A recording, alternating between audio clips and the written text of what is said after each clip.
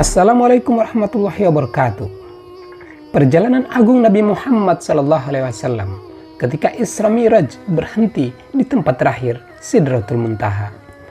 Beliau melakukan perjalanan istimewa dari Masjidil Haram ke tempat tertinggi, Sidratul Muntaha, hanya dalam satu malam. Seperti apakah Sidratul Muntaha? Sahabat sulh muda, Sidrah yang berarti daun, sedangkan Muntaha yang berarti puncak atau penghabisan.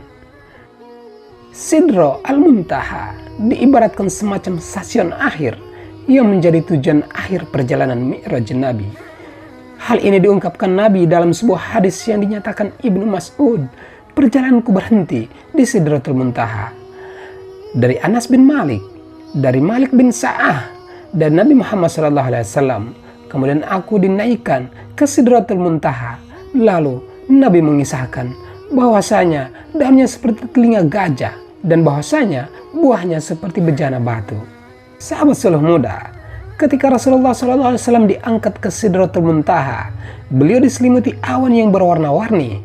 Itulah tempat terakhir Jibril menemani Rasulullah SAW. Dalam suatu riwayat disebutkan, Nabi Muhammad SAW melihat wujud malaikat Jibril dengan 600 sayapnya di Sidratul Muntaha. Setiap sayapnya menutupi ufuk langit, dan dari sayap-sayapnya berjatuhan permata dan yakut serta lain-lainnya yang hanya Allah yang mengetahuinya. Ibnu Abbas dan para ahli tafsir mengatakan dinamakan Sidratul Muntaha karena ilmu malaikat puncaknya sampai di sini. Tidak ada yang bisa melewatinya kecuali Rasulullah SAW. Dari Ibnu Mas'ud radhiyallahu anhu dinamakan Sidratul Muntaha karena semua ketetapan Allah yang turun pangkalnya dari sana, dan semua yang naik ujungnya ada di sana. Dalam riwayat lain, Nabi SAW bersabda, aku melihat Sidratul Muntaha di langit ketujuh. Buahnya seperti ken di daerah Fajar, dan daunnya seperti telinga gajah. Dari akarnya keluar 2 sungai luar dan 2 sungai dalam.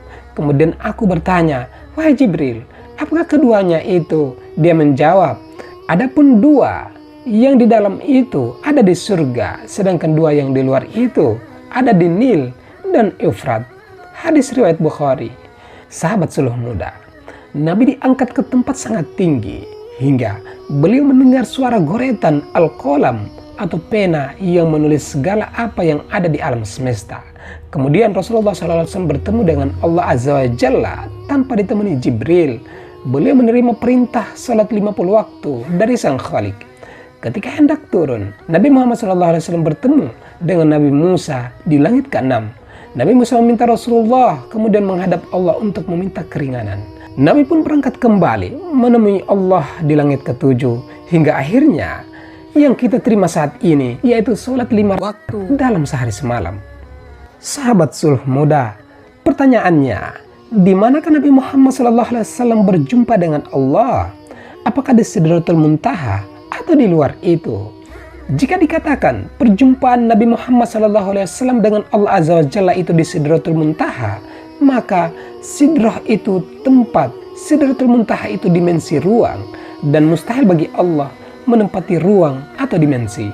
Memang Al-Quran maupun hadis tidak menyebutkan secara eksplisit di mana perjumpaan itu terjadi, melainkan hanya menyebutkan kedekatan jarak perjumpaan itu.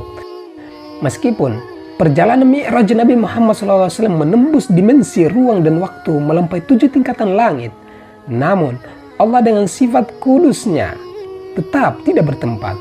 Allah tidak membutuhkan tempat, tidak berhajat pada tempat, tidak pula di langit, tidak pula di Sidratul Muntaha, dan dia tetap bersifat laisa kamitslihi syai'un, berbeda dengan makhluk. Inilah akidah Ahlus Sunnah wal Jamaah yang wajib diyakini dan dijaga. Wallahu a'lam bishawab.